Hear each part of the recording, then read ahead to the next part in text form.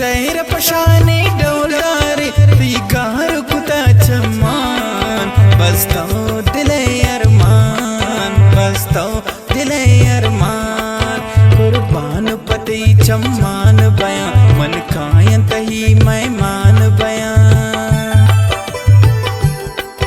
कुर्बान पति चम्मान बयां मन कायं तही मेहमान बयां मबदूर गुलाबो जान बसताओ दिले अरमान बसताओ दिले अरमान मबदूर गुलाबो जान बसताओ दिले अरमान।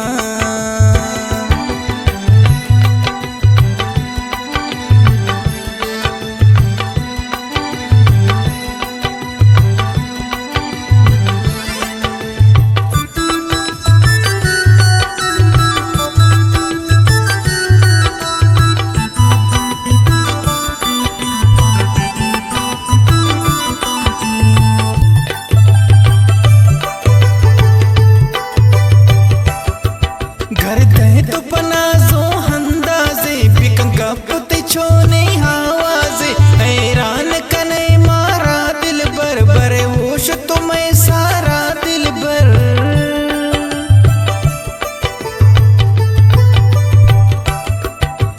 छम्मे इशारा तूफानी मन अदरंग गुलाब मैरानी कर जोड़ कुता जो खुद रहता वतन अदर कुता मन गुल बरता ब्यागूम बिकन दीवान बसताओ दिले अरमान बसताओ दिले अरमान कुर्बान पति चम्मान बयां मन कायं तही मेहमान बयां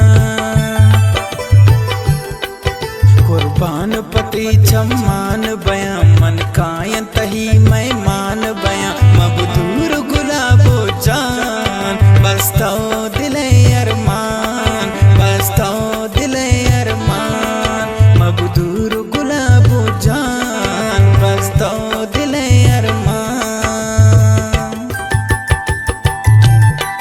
वाह खलील अरमान।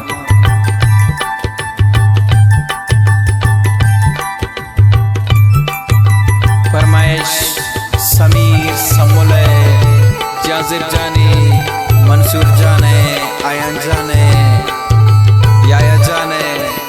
व कसाने आरिस जाने वो शकील नाज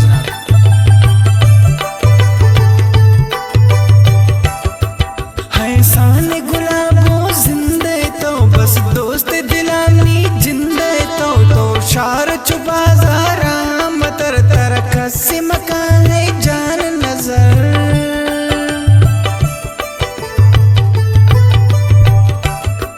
मन तुरसन दिला तो दूर मरो मकमार गुली मजबूर मरो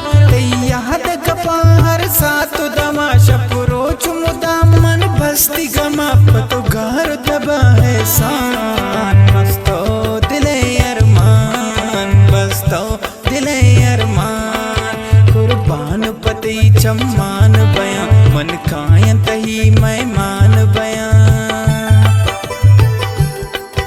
कुर्बान पति चम्मान बयां मन कायं तही मेहमान बयां मबदूर गुलाबो जान बसताओ दिले अरमान बसताओ दिले अरमान मबदूर गुलाबो जान बसताओ दिले अरमान।